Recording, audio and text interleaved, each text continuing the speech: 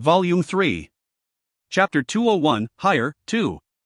Chapter 201, Hire, 2. Translator, Leo Editor, Frappe. Nancy calmed down a bit, but she still felt a bit uncomfortable after hearing Angele's questions. So you're not joking? You're the Angele I met on the ship? She remembered the day Angele cured her wound using a disgusting method, but she still found it hard to believe that the young man with a low talent level became a formal wizard. When they first met, Angele was a rank 1 apprentice while the wizard green in front her was a formal wizard that had residential rights in one of the 3 major wizard organizations. The difference was huge. There's no point in lying to you. Angele responded with a light tone, hiring you is risky, I hear. However, I want to know what happened in Andy's alliance. You're the daughter of the Duke, why were you expelled? What exactly happened to the harbor? Nancy finally believed that Green was Angele Rio. A formal wizard would not spend time collecting useless information about a random apprentice. She stared at Angele, realizing that he was releasing his strong mentality wave the whole time. Nancy spent years trying to break the limit, but after her family encountered the problem, she had to escape from the assassins of Labyrinth College and had no time to progress. Angele was no longer the son of a countryside noble. He had now become a formal wizard, and Nancy had to show her respect to him. The situation had changed. She never thought a day like this would come. Nancy knew Angele was staring at her, waiting for the answer. Her face blushed, she lowered her head and tried to avoid any eye contact. She wanted to turn around and run away if possible. Nancy thought the reason why Angele sent the contract to her was that he wanted to mock her. The incident that happened on the ship ended awkwardly. She could feel that her cheeks were burning. Nancy calmed down after several seconds. This was her only chance to get hired since other wizards were scared about her background. Most of the wizards would try to stay away from trouble and no one wanted to get dragged into the war between organizations. It would be a great waste of time, but it seemed like Angele did not care too much. Talk. First, I want to know what happened to the alliance. Angele was getting a bit impatient. Nancy bit her lips. She still did not want to raise her head. The alliance is fine, it's my family, something unfortunate happened. She responded in a low voice. Are you sure? Yes. So it's just your family? Good, as long as the alliance is still peaceful. Angele realized the words he just said was inappropriate. Nancy's life changed after her family lost power in the alliance, but the only thing Angele cared was his own family. Well, sorry. I didn't mean it, it's just that I'm worried about my... Angele looked at Nancy. The girl was arrogant, but she would draw her sword to fight for justice. Angele shook his head. What happened to her was quite unfortunate. Alright, you're hired. From now on, you're one of my guards. Also, if you don't like this place, you can leave anytime you want. It's your right. He stopped for a second and continued, I hope you can focus your attention on the work. Unfortunate things happen. One of my old friends asked to become my follower, but her talent level was way too low, so I had to refuse her. Also, have you heard anything about the talented young man named Jared? Nancy nodded. Jared successfully broke the limit and became a formal wizard last year. He's still a member of the White Mist Forest, I believe. Haven't contacted him in a long time. Angele knew that White Mist Forest was a wizard organization beside the Labyrinth College. White Mist Forest, I won't be visiting him anytime soon then. Angele shook his head. Do you know why I don't fear the Labyrinth College and why I hired you? Because they already placed a price on my head. Nancy gritted her teeth. Her face was still blushing, but she did not really have any other choice. Thank you, I'll be leaving now. She lowered her voice. Wait, one more thing. What's going on between you and the Labyrinth College? Is the whole organization after you? Or? Angele wondered. No, I was framed by one of the wizards in the college. The school expelled me because of the rules. It's a wizard from my enemy's family that wants to kill me, Nancy explained. It's much better than I thought. Angele nodded. You may leave now. I'll call you after all the tests are finished. Got it. Nancy turned around and walked out of the door quickly. The bright light outside blinded her eyes for a second. Nancy raised her arms to cover her eyes. She noticed that Angele was staring at her body during the conversation, but she was not sure what to do.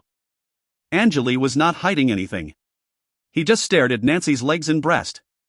Although Nancy was not concerned about it, she still wanted to be respected. It was impossible for her to tell Angele to stop as she was just a rank 3 apprentice and was ashamed of herself the whole time. Nancy knew how hard it was to break the limit. The only apprentices from her ship who became formal wizards were Jared and Angele. The rest of the people she knew just disappeared. Some of them probably died a long time ago. Nancy's father was killed and her family was destroyed. It was impossible for her to return to the Andes Alliance, and she had no one to rely on in NOLA. No, I swear I'll rebuild my family and avenge my parents. Nancy tightened her fist and walked out for the fence. She saw other people staring at her and nodded. She stood beside the fences. Others knew that she passed the test. There were 2 male knights, 2 male apprentices, and 1 female apprentice left. They entered the house one by one. The 2 knights all passed the test, but one of the male apprentices failed. A total of 5 people passed the test, including Nancy. Ivan led the 5 into the living room and showed them the paper contracts. The paper contracts were protected by the 3 major organizations and were effective as long as the people who signed them stayed in NOLA. Each contract had 2 copies and one was given to Angele. Angele had the right to fire the people he hired anytime he wanted. However, the 5 had to complete their duty listed on the contracts. As a wizard, Angele had more rights than the knights and the apprentices. The world was never fair. The 2 knights signed the 5-year contracts and the apprentices signed the 10-year contracts, but Nancy was asking for a contract that was specially designed for servants. If Nancy and Angele agreed on signing the servant contract, Angele would have to share everything with her. Nancy knew that Angele was someone who could save her from the threats she was facing. Are you sure about this? The servant contract? Angele's brow furrowed, staring at Nancy. It seemed like the girl had already calmed down. Yes, I've made my decision. Nancy nodded with a serious expression on her face. The servant contract is a lifelong contract. I know what you're thinking, but I can't trust you. It's impossible for me to sign a contract like that with a girl I haven't met in years. Angele shook his head. A follower must be someone he could trust. Tia was probably his best choice, but he had not visited her in a long time. Angele asked the others to leave. Only Nancy was left in the living room. He decided to make things clear. Nancy looked disappointed. But I can take you in as my follower, though I need you to help me handle certain things. Are you fine with that? It's better than being just a guard. I'll raise your salary too. Angele thought for a while and gave Nancy a chance. He needed someone to take care of random daily issues, so he could focus on doing the research. Of course, that would be great. Nancy accepted the offer right away. Nancy knew Angele was just being cautious, but she was certain that Angele was interested in her talent and skills. Some wizards were attracted to her body, but they still backed off after reading her information. Nancy's skills would not be put to use if she was hired by wizards like that. One of her classmates traded her virginity for a position in a wizard's lab. However, the wizard lost his interest in the girl quickly and sent her to another wizard. The girl tried to escape, but her new owner killed her with his vampire pet. The wizard told the public that the girl sacrificed herself for an important experiment. This was the dark side of this world.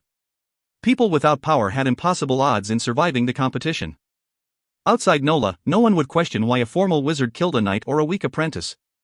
Their lives did not matter that much to their organizations.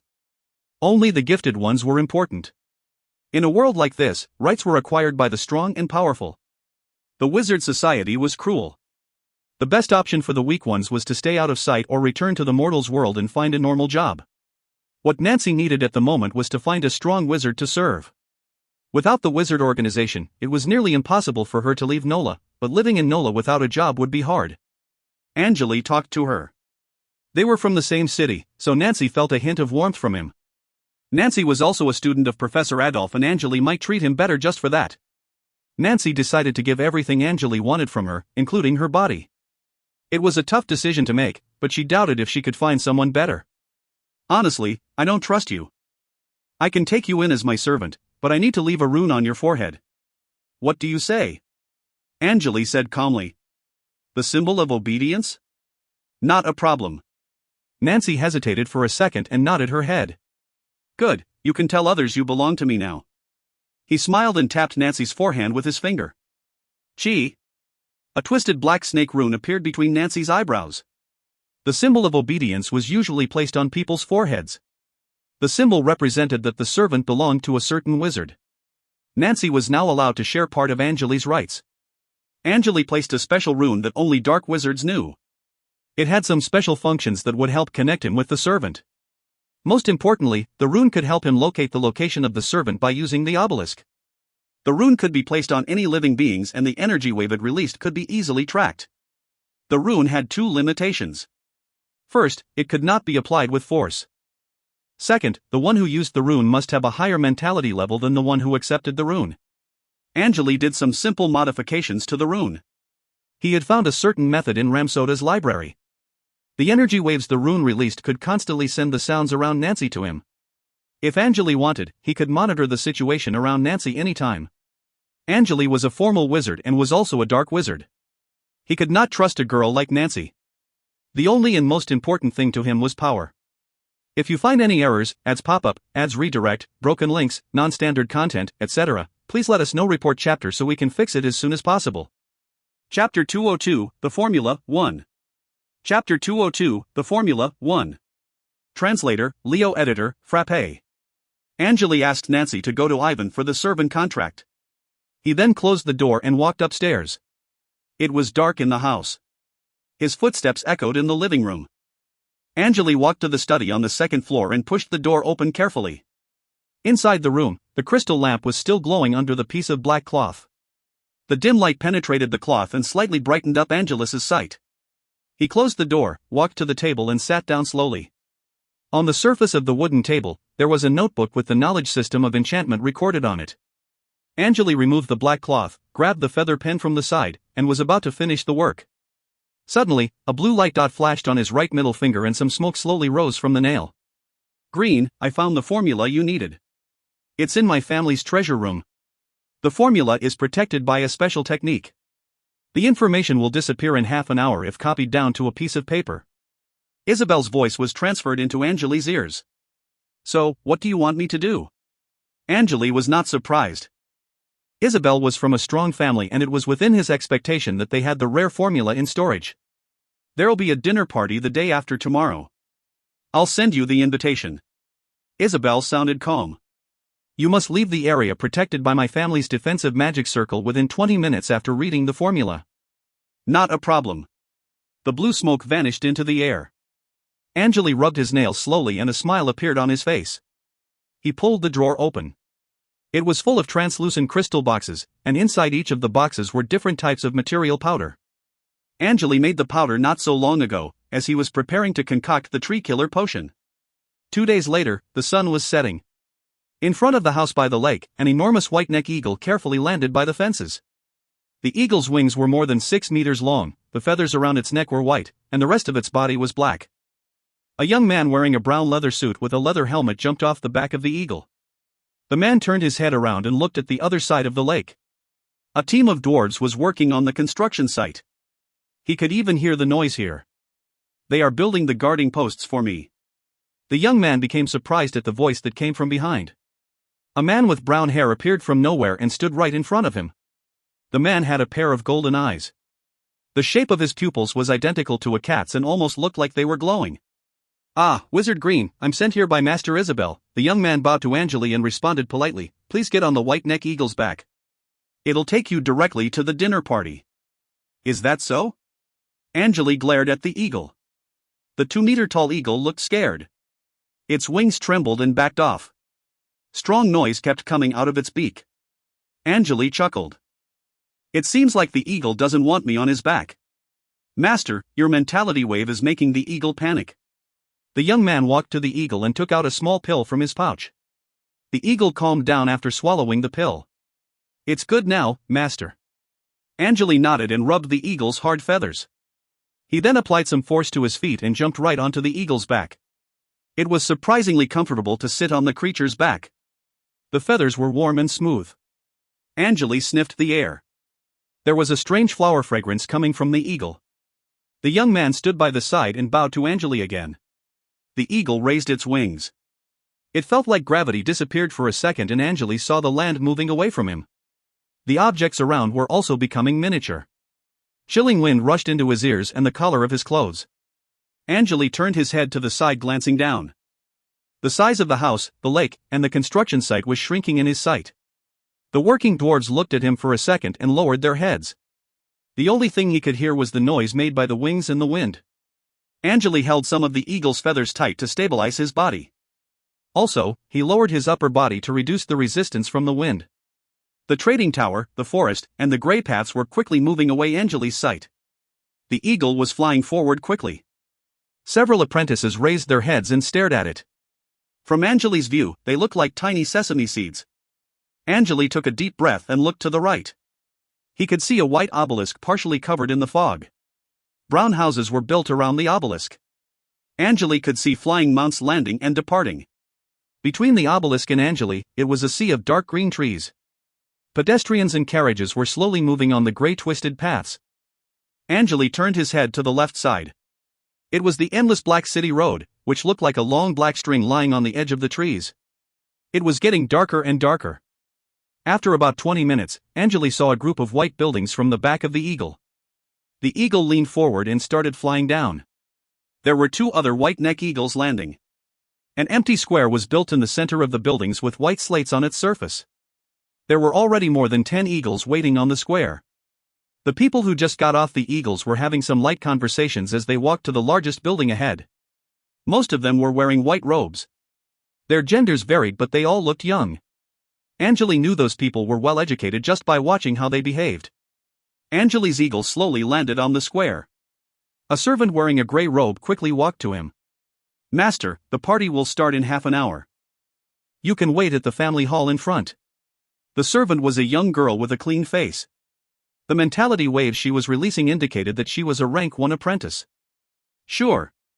Angele jumped off the eagle's back. He turned around and looked at the eagle. It was the first time he rode a flying mount. The experience was refreshing. "How much is a white-neck eagle? Can I buy them from the market?" Angele questioned. The girl hesitated. It seemed like she did not expect Angele to ask a question like that. "You can't buy a white-neck eagle from the market, my friend." An energetic male voice came from the left side. Angele saw 2 bold people walking toward him. A strong bold man with a sexy bold woman walked over smiling politely. The 2 were wearing red robes and there were complicated patterns embroidered on the edges of the collars. The pattern had the shape of an eye. "You are?" Angele smiled as well. The mentality waves the 2 were releasing indicated that they were both at the liquid stage. The female servant walked away. She did not want to interrupt the conversation between the wizards. "I'm Vincent. Vincent Aston. I'm Isabel's classmate." The bald woman said after Vincent, "I'm Alice, a classmate of Isabel." "My name is Green, a friend of Master Isabel," Angele responded politely. "Ha?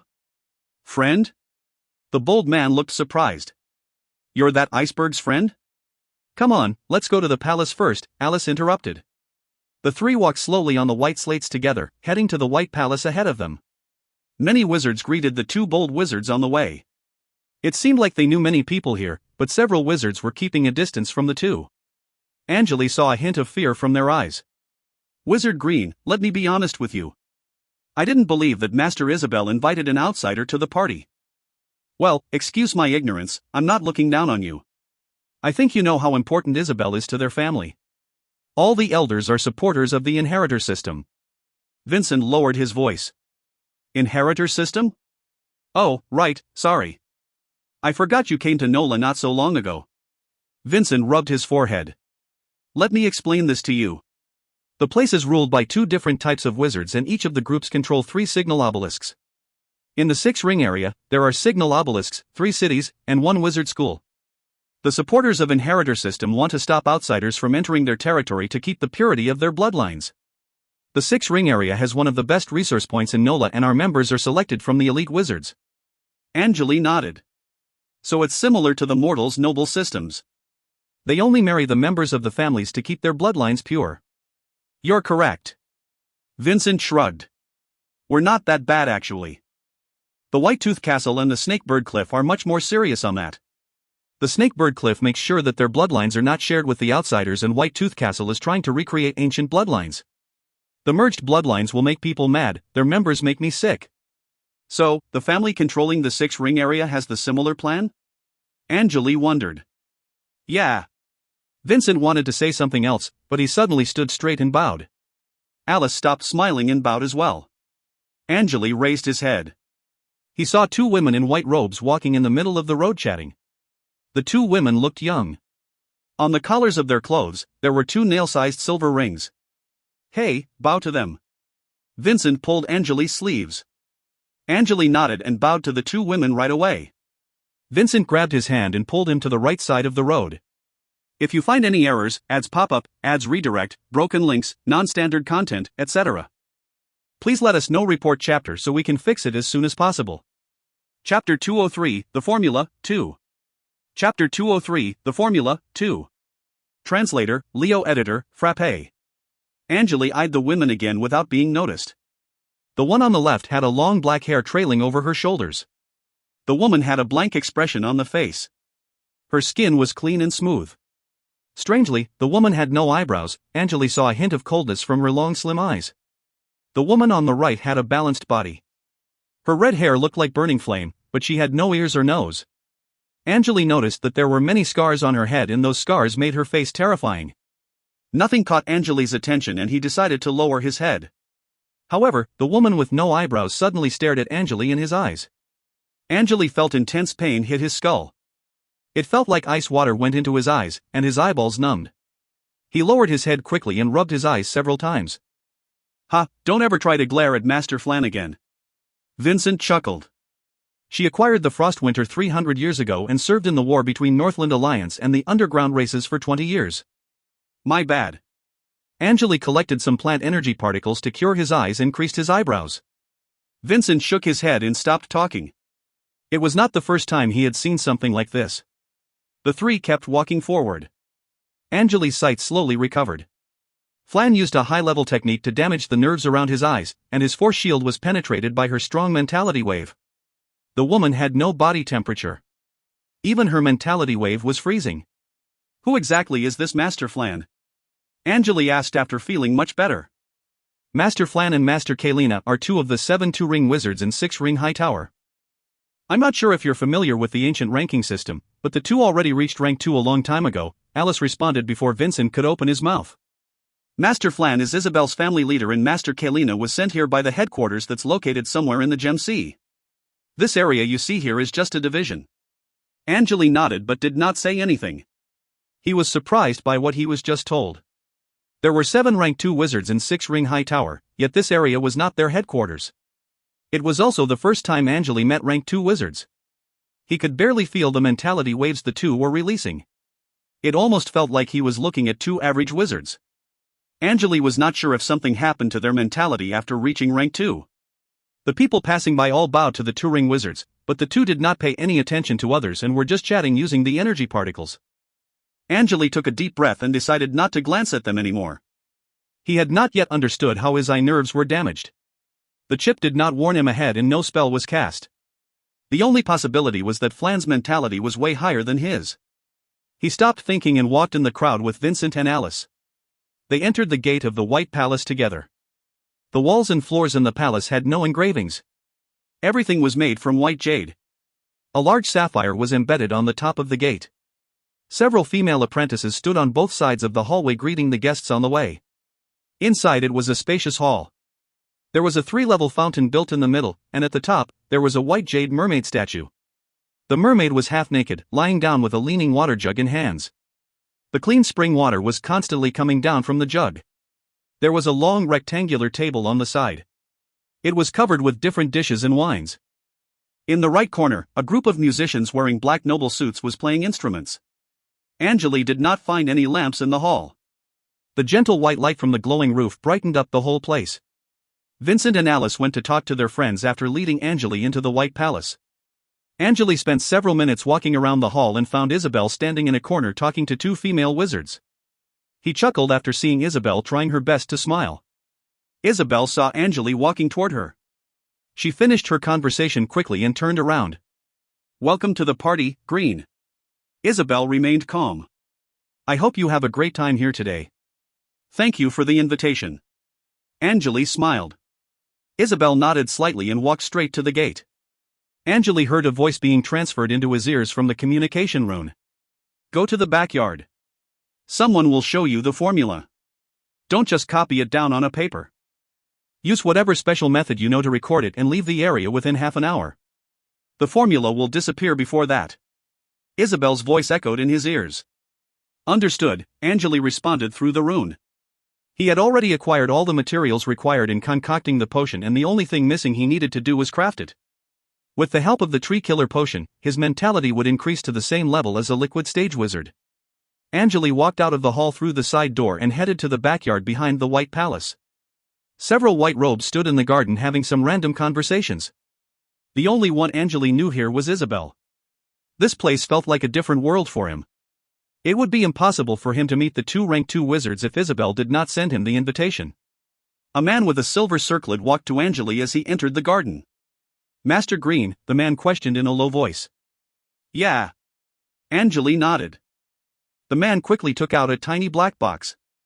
This is a copy of the scroll. Time is limited. I assume you know how to record it. For sure. Angele grabbed the box but did not open it. He hid the box under the long sleeve and held it tight in his hand. The flying mount has already been prepared for you. Just go to the square when you're done. The man sent the words through energy particles. Angele nodded again and turned around, heading to the small path on the side of the palace. He saw many light wizards relaxing and chatting. Most of them were liquid stage wizards and some of them were at crystal stage based on their mentality waves. From Angele's view, most of the light wizards never experienced real battles. The only thing they did was doing researches all day. Fighting and killing were never part of their peaceful lives. Angele felt like he was a wolf walking in a group of sheep. The light wizards around him had no self-defense awareness, as they only relied on their force shields from their talent spells. Strong dark wizards knew many ways to penetrate shields like that. The easiest way was to focus the burst damage on a single point. Most of the wizards here had higher mentality level than Angele, but they had almost no practical fighting experience in the battlefields. They were living a peaceful life, but Angele doubted if those wizards had the ability to retaliate in case the underground race's invasion got worse. Angele knew how hard it was to survive in this world. He constantly covered his body with a thin layer of metal. Most of the physical or magical damages could be reduced. Without the metal layer, he would die from the ambush of the two light wizards back on the ship. The light wizard's weak force shield would not stop the acid liquid from touching his body. Angele heard Isabel's voice coming from behind as he walked out of the hall. Thank you for joining my birthday party today, it's my honor to. He did not stop and instead walked straight toward the square. Most of the people were listening to Isabel's speech in the hall. There was barely anyone on the road. The walls on both sides of the road were glowing. They provided enough light for Angele to see the objects ahead. He returned the square where the eagle landed quickly. A female apprentice was waiting there with a white neck eagle on the side. Master, everything is ready, she whispered. Angele nodded, walked to the eagle, and jumped onto its back. The white neck swung its wings several times and flew into the dark sky. Angele could feel the connection between the box in his hand and the shield protecting the area. However, as the eagle increased its altitude, the connection was weakened. He was basically stealing from Isabel's family, but he wondered why no one detected him leaving the shield's proximity. An ancient formula like this one was priceless. Although Isabel was an inheritor of the family, the current leader should not give it away so easily. Inside the room of one of the taller buildings in Isabel's family territory, two light wizards stood in front of the window and watched a white neck eagle disappear in the night sky. So that's Isabel's lover we read from the report? I heard he's just Isabel's friend. A gas stage wizard. Should we go after him? Isabel just gave him one of our rare formulas. It's fine. Isabel is our hope. She's the best among the possible inheritors. Margrave has a bunch of mistresses and he spends way too much time playing with women. Kristen wastes a ton of materials each year. We can't keep wasting the resources like that. Isabel only wanted a potion formula, it's not a big deal. Alright then. One more thing, ask the members to bring Para back. The Astons are acting like they don't care about us recently. We need to pressure them as soon as possible. Sure, it's been 20 years already? We need to keep our people's positions in the organizations. The guards around the resource point are helping the assassination team recently. It's our chance. If you find any errors, ads pop up, ads redirect, broken links, non-standard content, etc., please let us know. Report chapter so we can fix it as soon as possible. Chapter 204, Flan 1. Chapter 204, Flan 1. Translator, Leo Editor, Frappe. The eagle looked like a black dot traveling in an endless black screen. The two crescent moons were blocked by the thick clouds, with only a hint of white glow penetrating. Angele lowered his body on the back of the eagle. His face turned pale. He leaned to the side and looked down. Between the dark forest, there were several carriages slowly advancing with yellow lamps in front. In the area further ahead, Angele saw a hint of red light. Some people were probably camping in the forest. Angele took out the black box from the sleeves and opened it carefully. Inside it was a fist-sized crystal orb. Blue light dots gathered in the center of the orb. They were a special type of glowing sand. He pressed his index finger against the surface of the orb. In the name of Isabel Jones, he invoked the incantation. The blue light dots were absorbed into his finger and the light disappeared within seconds. A blue leather scroll slowly unfurled itself in front of Angele's eyes. The scroll floated in the air. It was surrounded by a blue glow and its edges were decorated with complicated silver patterns. At the same time, the scroll was turning into energy particles and starting to slowly vanish into the air. The blue glow illuminated Angele's face. He focused on reading the information recorded on the scroll. On the other hand, Zero was transferring everything he saw into its storage. Black runes and encrypted messages covered the scroll and some of the words were hard to understand. 10 minutes later. Angele took a deep breath. He felt much better. Finally done, the mentality wave I detected was probably from the Turing wizard Flan, the leader of the Jones family. According to the description on the book, only wizards who managed to acquire 2 talent spells through unknown methods would be given the title Turing wizards. They could instant cast level 2 spells. Still, Angele did not even know what a level 2 spell could do. The level 1 spells were restricted when he was still at the school and level 2 spells required special permits for wizards to view. The mentality wave Angele detected a while ago was horrifying. He probably needed to fully activate the evolved illusion signet to escape the tracking spell. The illusion signet could only be fully activated for 2 more times. However, Angele was not sure if that was still the case after the incident of the signet absorbing too much unknown energy. The signet was still modifying his body and the ancient bloodline was still developing. If the signet disappeared after 2 usages, the modification probably would not be completed. If I didn't learn the mentality compression method, I wouldn't be able to detect the wave. Angele pointed at the scroll with his finger and it turned into countless blue light dots before vanishing into the air. He turned his head around and checked the surroundings. The white buildings disappeared from his sight a long time ago. Angele looked at the sky. The thick clouds were no longer there. White glows surrounded the 2 crescent moons in the night sky. The seemingly infinite number of stars looked like illuminating sand being spread on an enormous black screen. 2 meteors drew a long arc in the air and disappeared. Angele lowered his head and put the black box into his pouch. Flying in the silent sky alone was an enjoyable experience and the beautiful view calmed his mind. The familiar lake beside Angele's house appeared in his sight after a while. The starry sky cast a reflection upon the clean surface of the lake. It almost looked like the stars dropped into the water. The white-necked eagle slowly landed in front of the fences with its huge claws. Angele jumped off the eagle right away. The eagle roared, almost sounding like a horse neighing. It then swung its wings and flew into the sky. Angele watched the white-necked eagle fly away and disappear from his sight. The formula should be real. I need to recheck if I have all the materials. After concocting the potion, I shall start preparing for reaching the next stage. Plop. Suddenly, something jumped out of the lake and fell back in within seconds. Angele walked to the lake and crouched. The surface of the water looked like a mirror, reflecting his upper body. Under the dim moonlight, there were several green light dots moving in the lake. The green light dots paired up and swam around.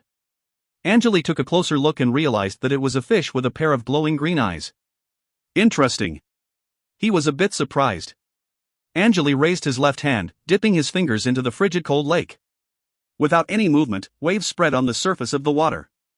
After several seconds, the fish swam toward Angele's fingers. Plop. He moved his hand out of the water.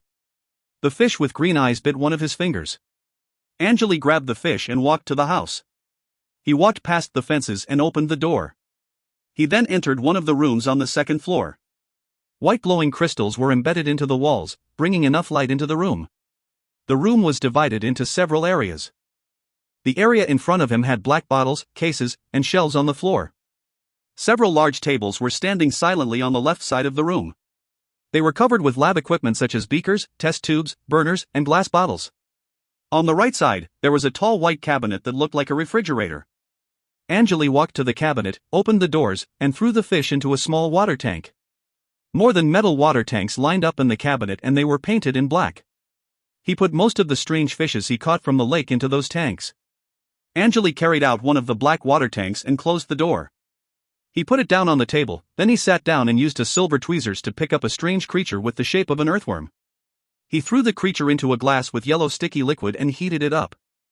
Angele turned the room into a laboratory not so long ago. He collected the creatures and plants with interesting properties to do researches.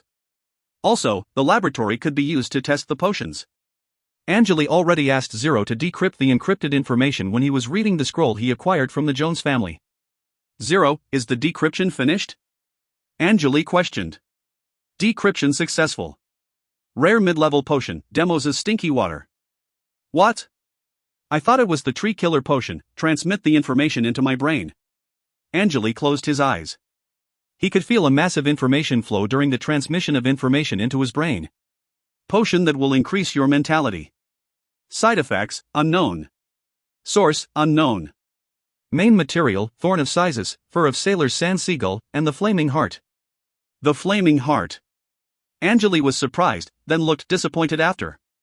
It was a high-energy crystal that could only be obtained from the deep magma. Its rarity was on par with the heart of the tree. Time to look for a substitute material. In the next 10 days, Angele decided to purchase some basic materials from the market and concoct some potions to trade for resources, but he was not sure if he had enough resources to trade for the flaming heart that was found in the trading tower. The price was a bit ridiculous, but he failed to find any material to substitute for it. Before Angele sold the ghost voice potions he concocted, Isabel sent someone to deliver the materials for Demo's water to him, including the extremely valuable material, the flaming heart. It was a heap of expensive materials, but Isabel did not ask for anything in return. The Demo's water was hard to concoct.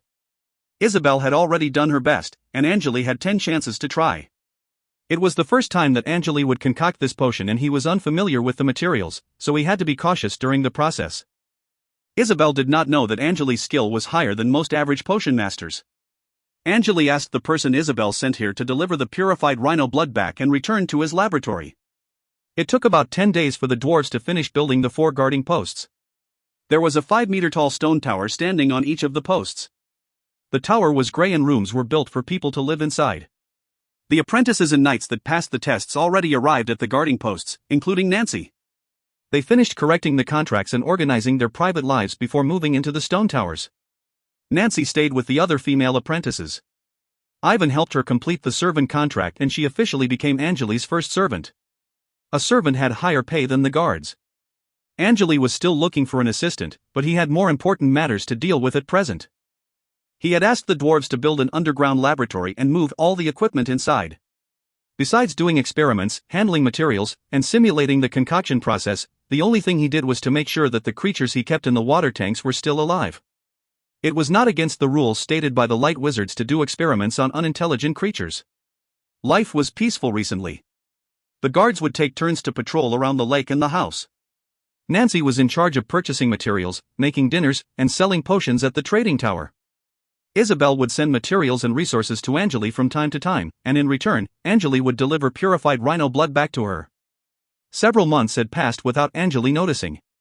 If you find any errors, ads pop up, ads redirect, broken links, non-standard content, etc., please let us know. Report chapter so we can fix it as soon as possible. Chapter 205, Flan 2. Chapter 205, Flan 2. Translator, Leo Editor, Frappe. Chi. Angele rubbed his fingers on the window. The noise it made was irritating. A clean line was drawn on the misty surface of the glass. He stood by the window and peeked outside through the line. It was early in the morning. Dried yellow tree leaves floated on the surface of the lake. On the other side of the lake, there was a white stone tower. Knight Hilla, who was outside the tower, was leaning against the tower and was sipping a warm beverage. Angele could see the breath coming out of the man's mouth. Hilla was wearing a brown leather armor suit with a black snake pattern on its back. The horned helmet and shoulder guard were eye-catching. Winter already. Angele took a deep breath and stretched his back. A group of small black birds flew by the window and chirped. They flew around above the lake for several times and left. I thought there were no birds in this forest? Angele turned around and looked at Nancy. It's December already. The birds from the west coast are migrating. They wouldn't usually stay in the 6 area due to the intense energy particle movements in the air, but you will see them during the winter from time to time, Nancy quickly explained. In the study, Nancy stood beside the table quietly, serving a plate of burger steak and white bread. There was also a plate full of colorful fruits. Breakfast time. She lined up the silver plates on the table. Sure. Angele walked to the table, then grabbed the knife and the fork. How's the preparation of the materials? He suddenly inquired. Master Isabel sent us some more material cases. I've collected most of the materials you listed on the note. The material cases were sealed with spells, so Nancy had no idea what was inside. Angele asked her to collect the materials for some low-level potions. The only thing she knew about those cases were Isabel's runes marked onto them. Angele contacted Asuna and the River Arrow recently and asked them to purchase some basic materials for him. Those materials were delivered using sealed cases as well. He did not want others to find out about what he was planning to concoct. If someone leaked the number of materials he purchased to the public, the wizards would know how high his success rate was, and it would be a serious problem. Angele too had finally finished preparing the materials needed for advancing to the next stage. All the materials for Demos' water and the tree killer potion were prepared. The Demos' water would help him increase his mentality and the tree killer potion would increase the chances of him successfully advancing to the next stage. Angele cut the burger steak into pieces and sent them into his mouth. I've recently heard a rumor that Labyrinth College is planning something big. Stay around the house, Nancy. Don't leave the safe zone. Nancy nodded. All right, you can leave now. Angele pointed at the fireplace. A small fireball appeared in the air and lit up the firewood. Nancy left the room and closed the door carefully. Angele finished off the rest of the burger steak. It had been grilled to perfection and was topped with sweet sesame sauce. The surface was crispy and the inside was juicy. It was a tasty dish. After this thing is done, I shall start concocting the potions and try to advance to the next stage. Angele leaned to the side and looked through the window. It was a peaceful moment for him to enjoy. There was a tall white obelisk standing quietly in the chilling wind. The top of the obelisk was surrounded by white clouds and the view down there was blocked. A small platform was built on top of the obelisk. A woman with white tight suit sat in the center of the platform with her legs crossed. She had a long black ponytail behind her head. The edges of her sleeves and collars were all embroidered with silver patterns. 2 crossed silver rings were painted on the back of her coat. The woman had a pretty face, but there were no brows over her eyes. Her expression was serious and her eyes were closed. Water was dripping down her chin and blue light dots were flashing around her body. Her ponytail and cloth were flying about in the howling wind. The white arched gate behind her was slowly pushed open. A tall man with a white mask stepped onto the platform. Master Flan, Master Red Brow from the Labyrinth College wants to talk to you. What do you think? The man questioned in a low voice. Red Brow? Flan opened her eyes. Her pupils had the color of the sea. The blue light dots slowly vanished into the air. Sure, let's see what he has to say. Flan stood up. Understood. The man quickly invoked some incantations and pointed his hands toward the ground. 3 twisted red runes appeared in front of Flan and started glowing. Rays of light were released from each of the runes, coming across each other and forming a special pattern. An old man wearing a long robe with 3 different colors slowly appeared in the center of the light rays. The old man's shoulders bowed. His eyebrows and beard were flaming red, but his messy hair was silver white. The old man glared at the man with a white mask, asking him to leave. The man with white mask bowed and disappeared into the gate. Flan, long time no see. I want you to find someone for me. He's a dark wizard, the old man spoke slowly. Who exactly? Flan wondered. This one. The Red Brow raised his right index finger and pointed in the air. A twisted gas vortex appeared from nowhere and right at its center, there was a mirror-like light screen. The face of a young man with brown hair slowly illuminated on the surface of the screen. Strangely enough, his eyes were surrounded by a golden glow and his pupils were vertical. Ha! Flan creased her forehead. What do you want him for? I want him dead. From your reaction, I assume you know this man. Red Brow nodded slightly. I know him, yeah.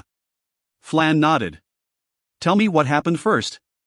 People at your position usually don't care about a gas stage wizard.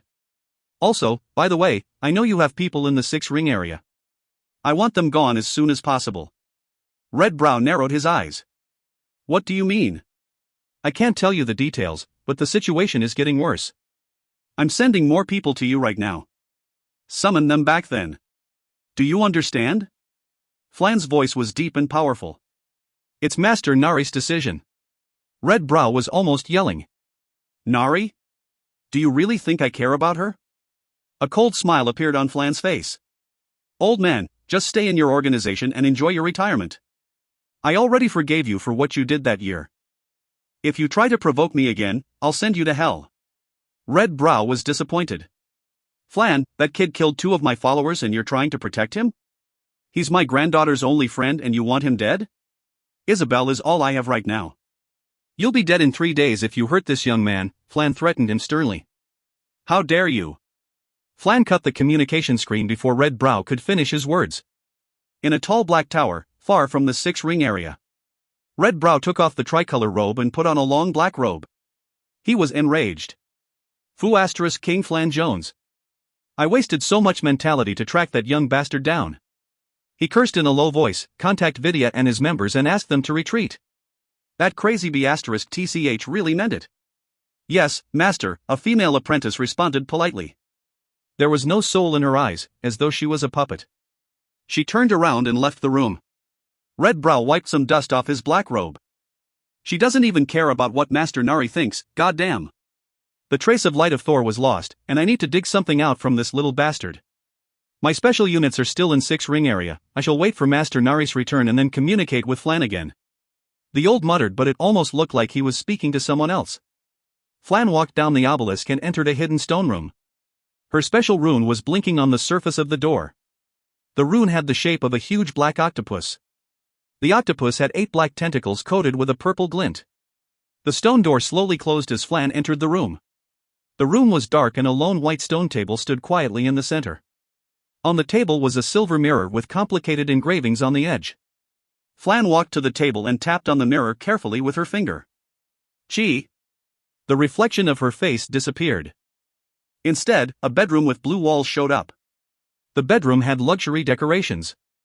A young girl with a balanced body was slowly taking off her white robe. The robe dropped to the ground, revealing the white lace lingerie within. It was Isabel, who was currently changing her underwear. She grabbed some new underwear from the closet and slowly took off the lingerie she was wearing. Flan stared at Isabel's perfect body. There was a hint of hysteria in her eyes. You're mine. She whispered, no one can hurt you, I'll give you everything. Flan's face blushed, her mind filled with sick desires. Flan had started observing Isabel's body since she was young. She had planted many hidden runes in Isabel's living space and would spend several hours watching her every day. With the runes, Flan could monitor Isabel's body condition and everything she did within range.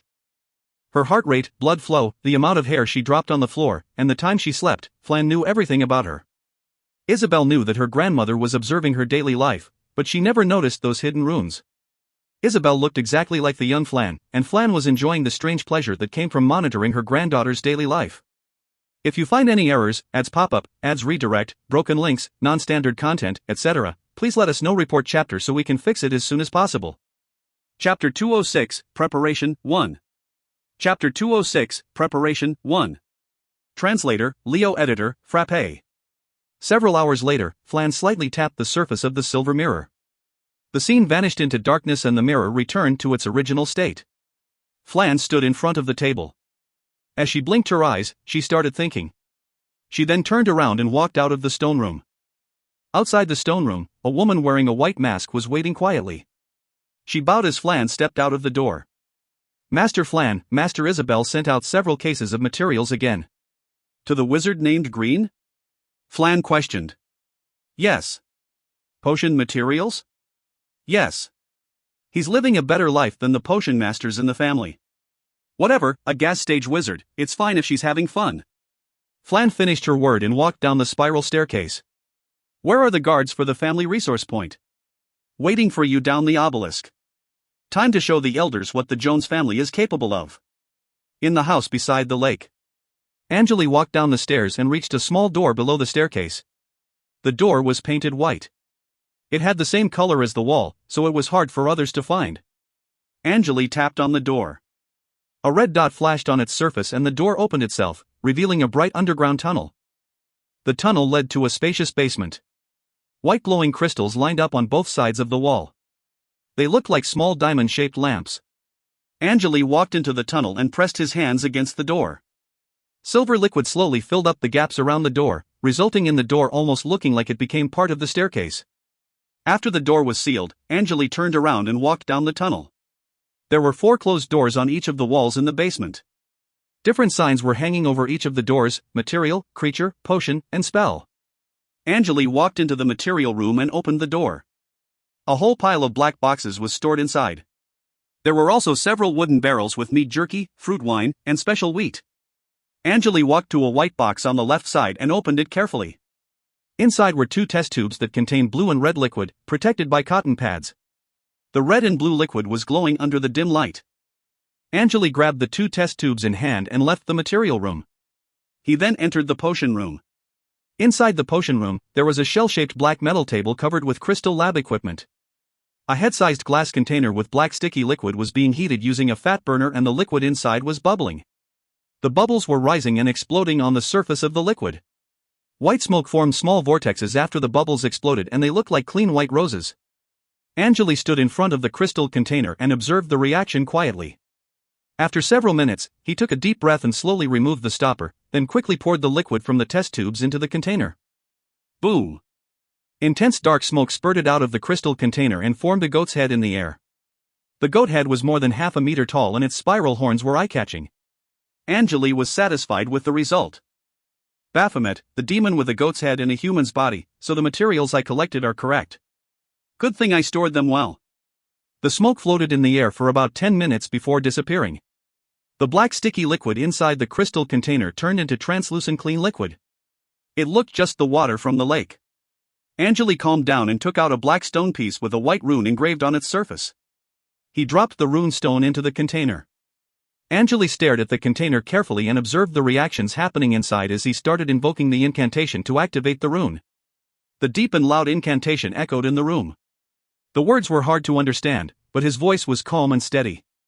The runestone slowly moved to the center of the translucent liquid. The runestone broke into countless small pieces as Angele invoked the incantation. Angele's incantation got louder and louder, and the runestone pieces almost completely dissolved in the liquid. The progress was going well. He looked relaxed. Suddenly, Angele increased his chanting speed. Chi! The dissolving black runestone pieces gathered together. They merged and returned to the original shape within seconds. However, the white rune on the stone's surface slowly vanished into the air and the runestone was no longer surrounded by the gentle glow. Damn! Angele sighed. That was close. I spent so much time preparing the materials. He eyed the black runestone in the container with a disappointed look on his face. Angele picked up the crystal container and poured everything into a stone wash basin. I need to start over again. Angele shook his head with his brow furrowed. It was difficult to stabilize the black rose oil and clean the heart of the tree. Angele's original plan was to make the tree killer potion first but failed. 0. Collect the results and restart the simulation. Task created, simulating. Angele walked to the shell-shaped table and sat down on a chair. He closed his eyes and started to go through the mistakes he had done during the process. Although Angele had simulated the process using the chip and increased his success rate, he was still lacking in practical experience. The potion masters had a lower success rate, but some of them spent dozens of years to improve their skills and most of them could stay focused during the process. Angele needed more practice to improve the concoction process, which would take some time. I'll do it again in 10 days. Let me try the finished demo's water first. He opened the small drawer and grabbed one of the small pink crystal bottles. The liquid inside the cylinder-shaped bottle was dark. Angele removed the stopper from the crystal bottle. Chi! Red smoke spurted out of the bottle and slowly disappeared into the room. A creamy milk smell permeated the air. Angele's expression turned serious and started meditating right away.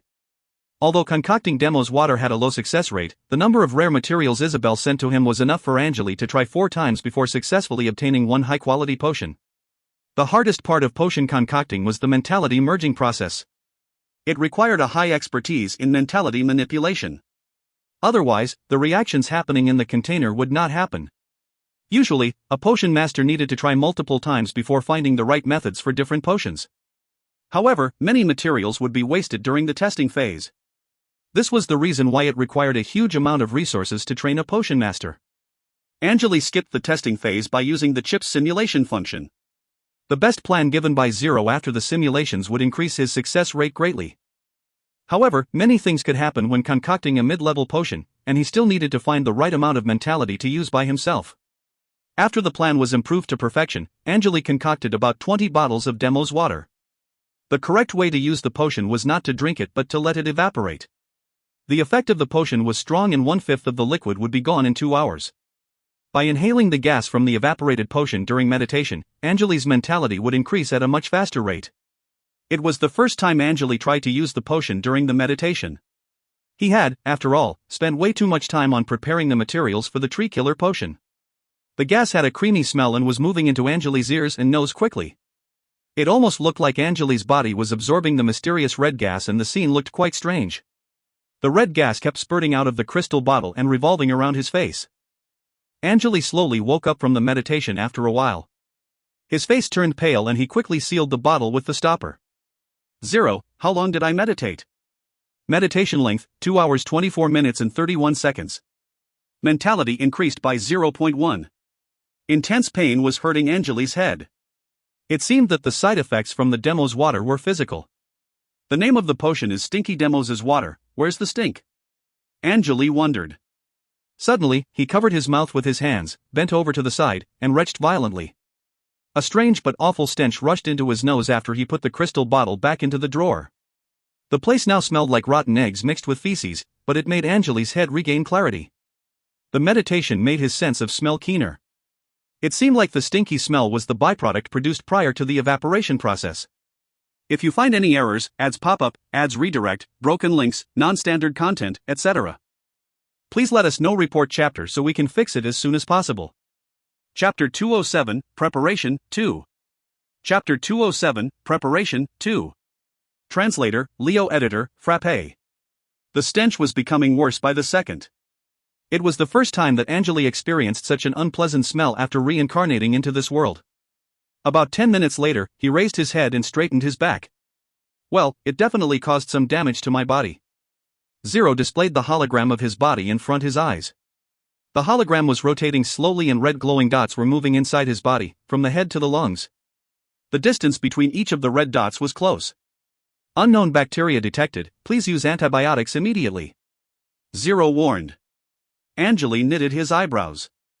It seems like I need to rest for a while before using it for meditation again.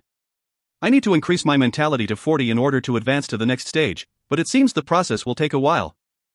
Also, I reached gas stage faster than most of the formal wizards. If I advance to the liquid stage in such a short period, I may get in trouble. The old guys will want to know how I did that. In the next several months, Angele stayed in his house and focused on meditating with the assistance of Demos water. He spent his free time trying to concoct the tree killer potion. However, the difficulty was much higher than the Demos water. Furthermore, he kept improving the current spell models and studied the giant's fire enchantment skills. Although Nola should be a safe place, he was still preparing for possible ambushes from the Labyrinth College. He still had some high-quality heart bombs left, but nothing had happened during these past months. The old man with red eyebrows knew what Angele looked like and could easily recreate his appearance in a mirror using spells. Angele was still not sure what spells the old man used to track him down, so he decided to stay alert. It seemed like someone had handled the trouble for him, as there was no report on sighting spies of Labyrinth College recently. The only possibility was Isabel's family. The Jones family had helped him. Angele's assumption was that he was Isabel's friend, and for some reason, the Labyrinth College feared the power of the Jones family. It was possible for him to win a one-on-one battle against a liquid stage wizard. However, he doubted if he could last 2 seconds under the spells of a crystal stage wizard. The horrifying spell cast by old wizard Melissa back in the ruin could probably purify a whole city. He could not imagine how much damage an explosive spell from a crystal stage dark wizard could do. They could likely even easily block his heart bombs. Wizards who had reached the crystal stage must be extremely talented and hardworking. Many crystal stage wizards were only one step away from advancing to rank 2, and most of them already lived hundreds of years' time in this world. Angele recalled the conversation he had with Isabel on the ship. She said that her grandmother, Flan, monitored her daily life. Flan gave Angele an impression that she was a pervert. Isabel once discussed the problem with Angele during a chat through the communication rune. She said that her grandmother spent hundreds of years in the laboratory, meditating and doing researches after the war ended. Thus, it was understandable for Flan to develop some special interest to stay sane.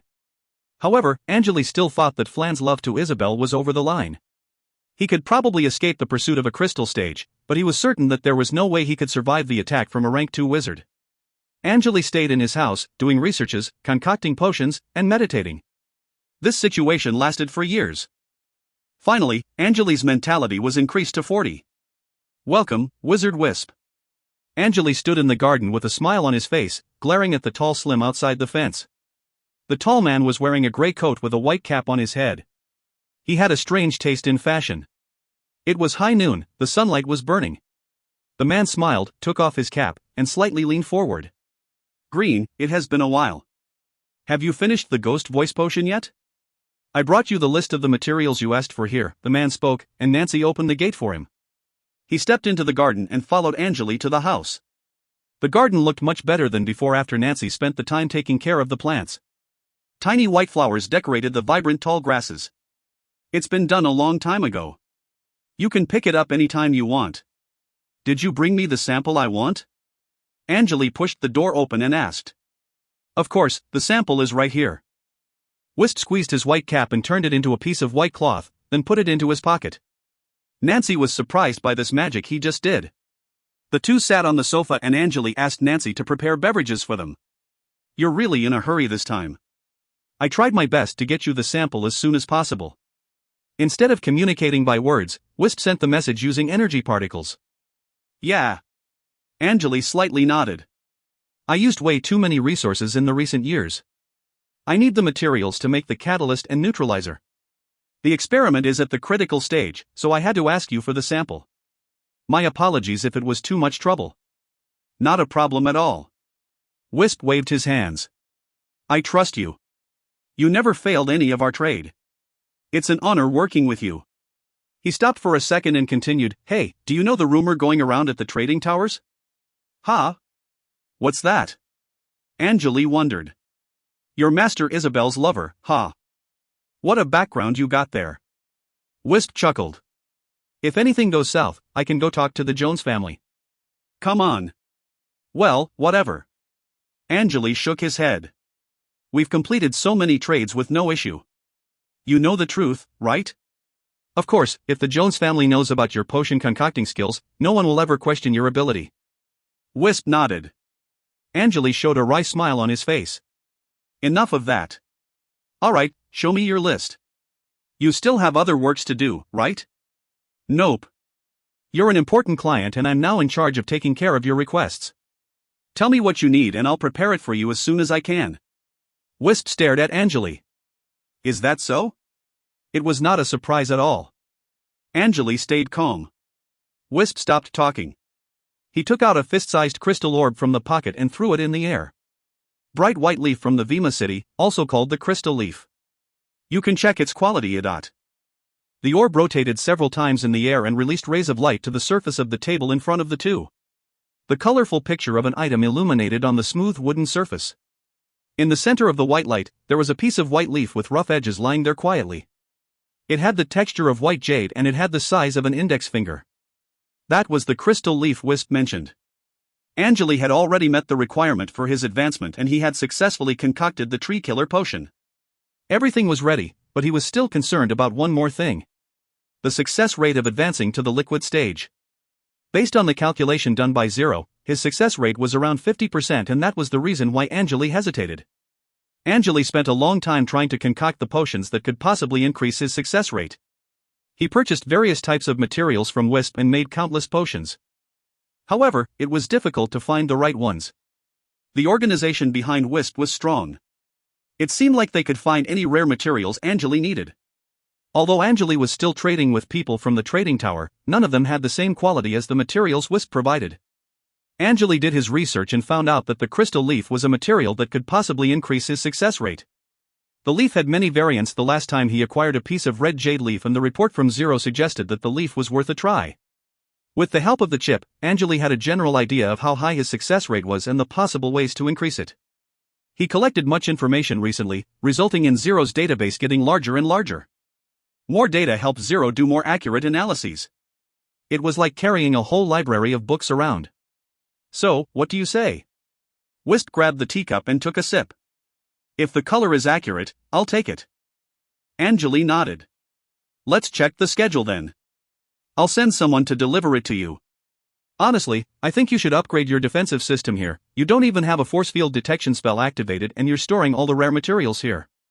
Let me know if you need any recommendations. I've been considering it recently and yeah, the defense around my house is weak. The guards won't stand a chance against any prepared attackers. Angele's brow furrowed. It's Nola, but anything can happen. I'll bring some magic circle books to you next time. Pick any one you want, it's on me. Wisp slightly nodded his head. Much appreciated. Angele looked at the crystal leaf on the table. If the leaf was effective, his success rate would be greatly increased. Wizards were usually on their own when trying to advance to the next stage. There were many books introducing different methods, but most of them were not effective. The wizard's body would develop resistance to the effect of rare materials of high-level potions due to the side effects that came with the benefits. The success rate would fall if he did not manage to advance to the next stage on the first try. That was the reason why many wizards failed to advance to the next level. They had wasted many resources but never realized that their chances of reaching the next stage were getting lower and lower. If you find any errors, ads pop-up, ads redirect, broken links, non-standard content, etc., please let us know. Report chapter so we can fix it as soon as possible. Chapter 208, The Crystal Leaf, 1. Chapter 208, The Crystal Leaf, 1. Translator, Leo Editor, Frappe. A wizard's attributes would be lowered each time they failed to advance to the next level. Wizards at higher ranks or stages usually had a lower physical status than the ones who just broke the limit. With the help of the demo's water, Angele increased his mentality to 40, but the potion was no longer effective right after. His body had already developed a resistance to its effect. Otherwise, Angele would try to increase his mentality a bit more. Higher mentality increased the success rate of advancing to next stages. The potion was extremely effective at the beginning. However, in later stages, only the side effects which remained were still affecting his body. Wisp arrived with the sample when Angele was still checking his body condition. There was a small glass box over his palm. Inside it was a piece of white leaf surrounded by a light white glow. That's the crystal leaf. We put a lot of effort into collecting those leaves for you. Several wizards were hurt and some apprentices died. It was a hard mission. Wisp smiled. I understand. So, what do you want from me? Just say it. To be honest, I didn't expect you guys to actually find the leaves for me. I respect your organization's power. Angele stared at Wisp right in his eyes. I've always wanted to know who exactly I was dealing with. I can't tell you the details. Wisp dodged the question. Well, I just want you to know that we spent a lot of resources to find you this thing. Angele sipped some black tea from the cup, his eyes blinking. He asked Isabel about the crystal leaf after placing the order. Isabel told him that even the Jones family could only collect about 3 pieces of high-quality crystal leaf each year. The leaf was highly valuable and was the main ingredient of the best neutralizer in the black market. The basic effect of the leaf was to increase the success rate of the concoction of certain potions.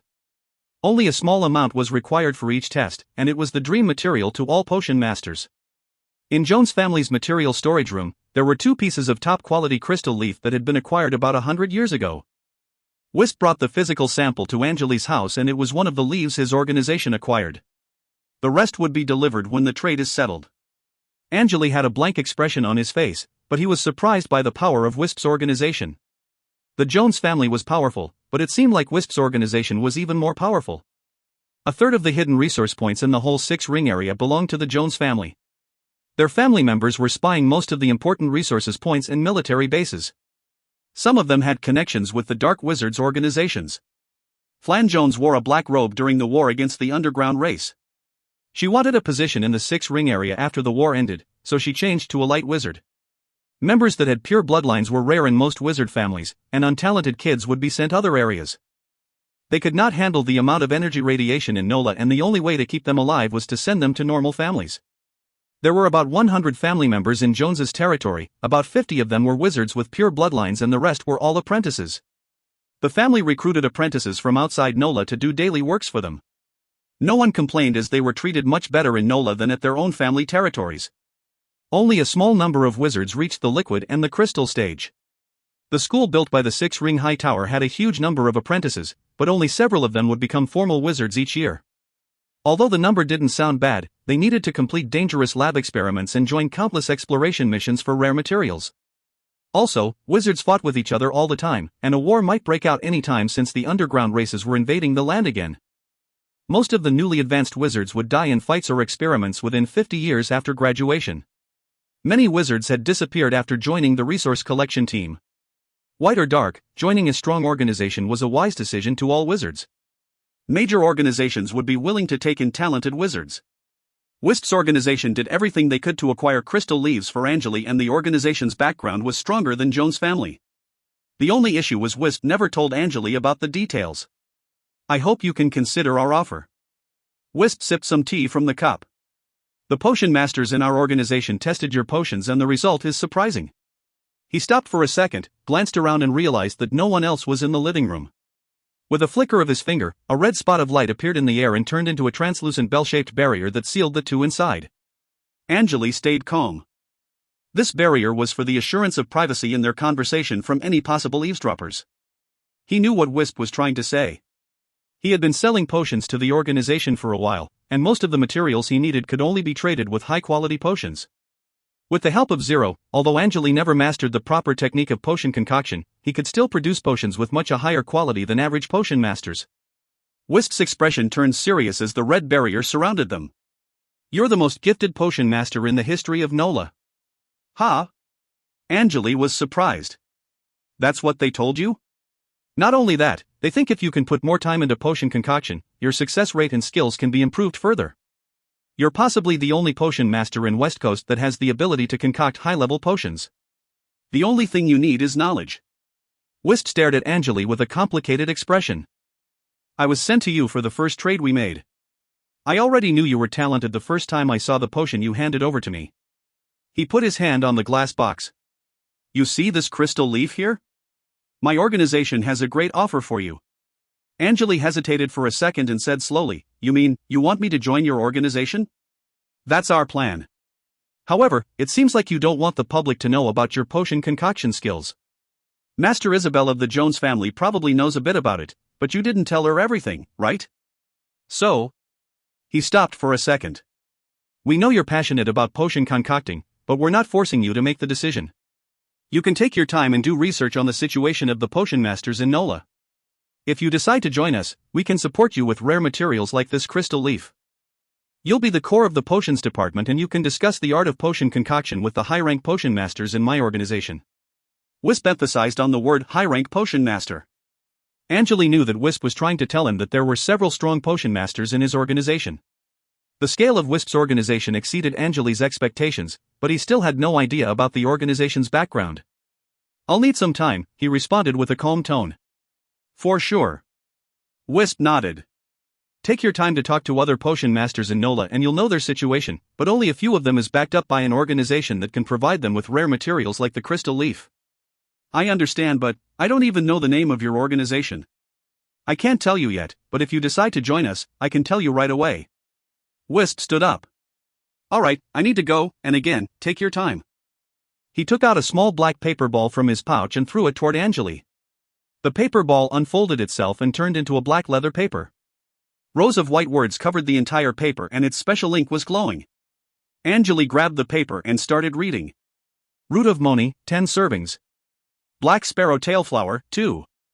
Crystal of Spandy water, 3. There were more than 100 material names listed on the leather paper. Angele tapped at about 10 different names and the white glow surrounding those words vanished into the darkness. He then handed the paper back to Wisp. That's all I want. Angele slightly nodded. When do you need them?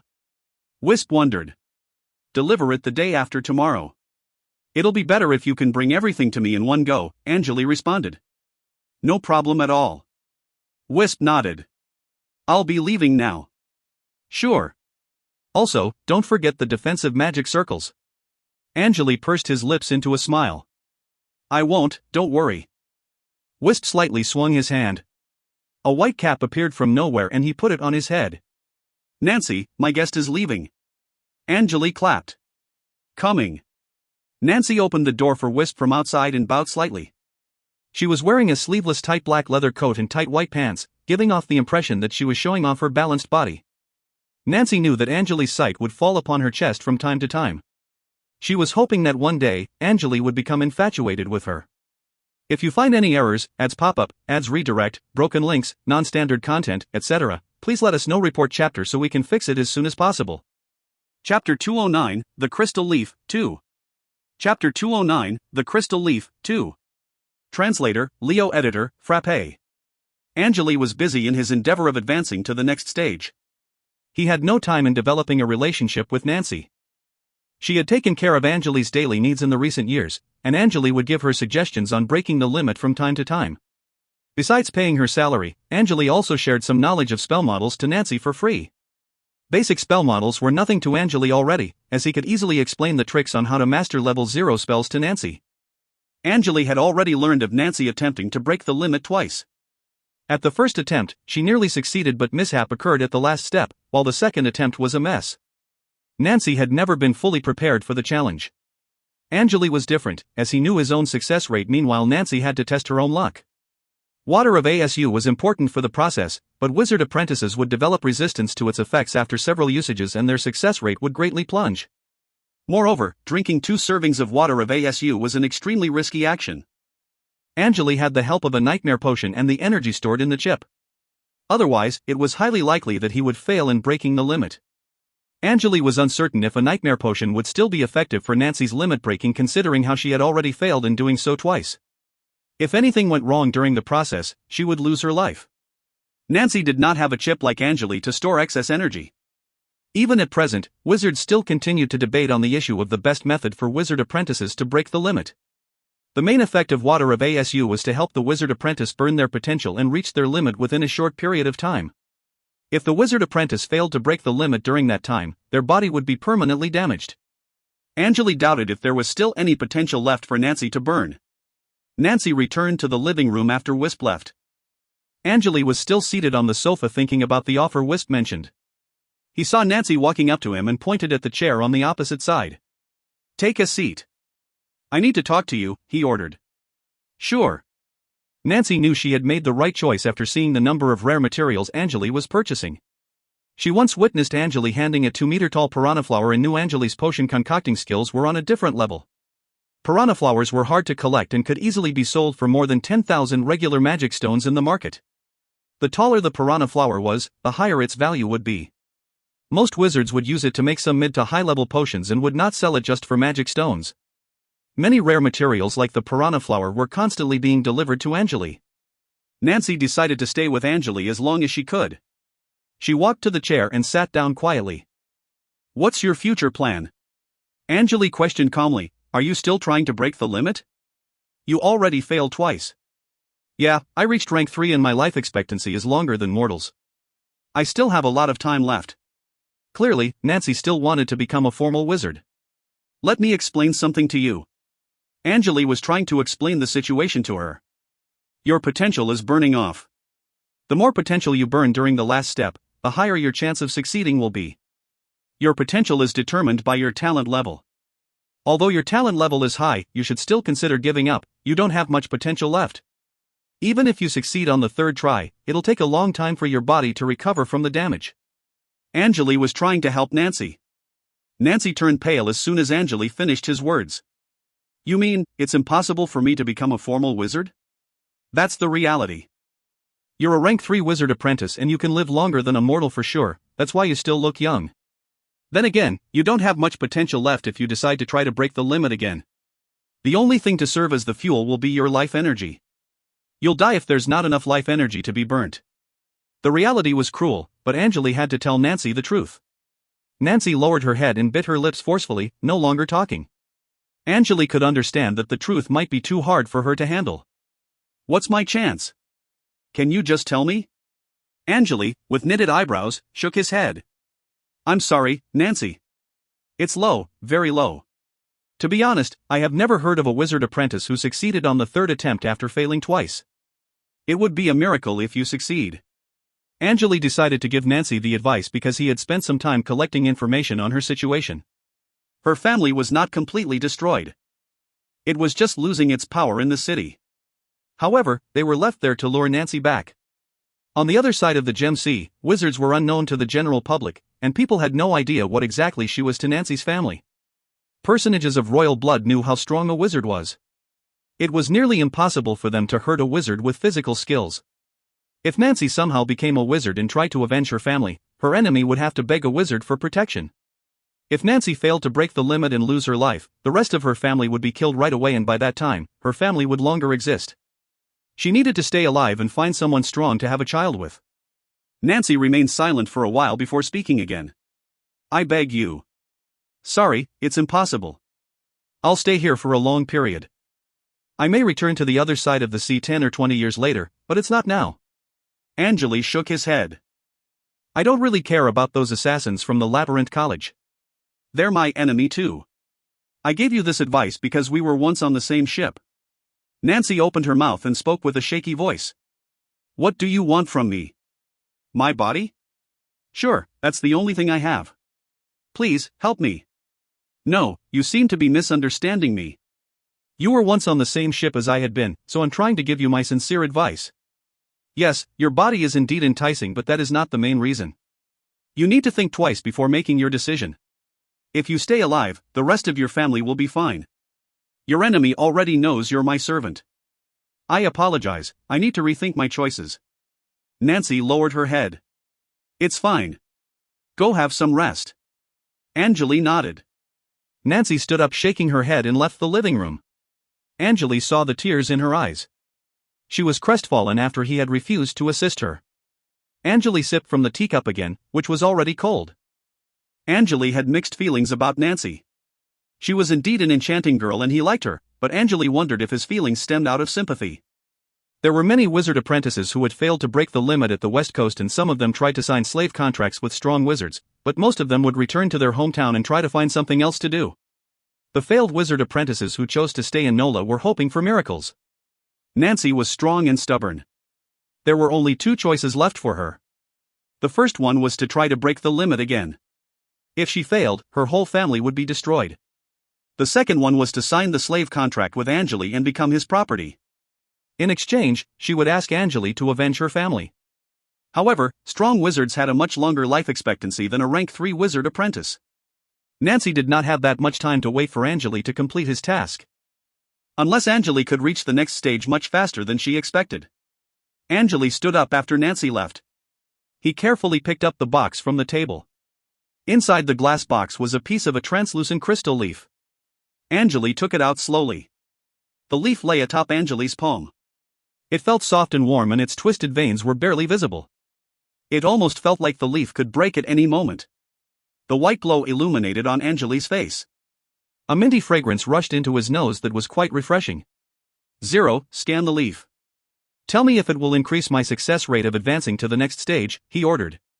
Task created, scanning. 10 minutes later, 0 reported back. With 5 pieces of crystal leaves, the success rate can be increased to 84.75%. Angele smiled. A success rate higher than 80% was incredible.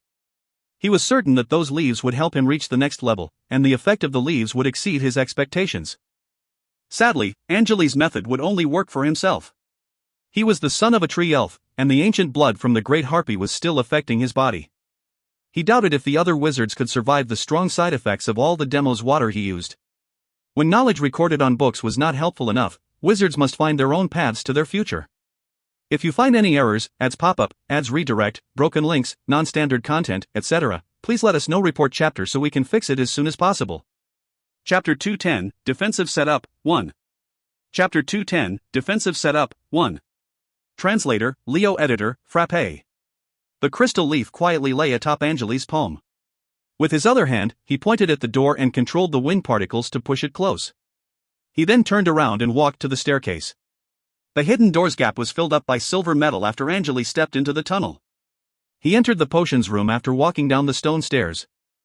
Angele grabbed a large slim neck bottle from a line of clean glass bottles and quickly put different materials into it from the small containers. There were amounts of red powder, twisting worms, and various colorful steaming potions. Angele slightly swung the bottle after everything was mixed inside.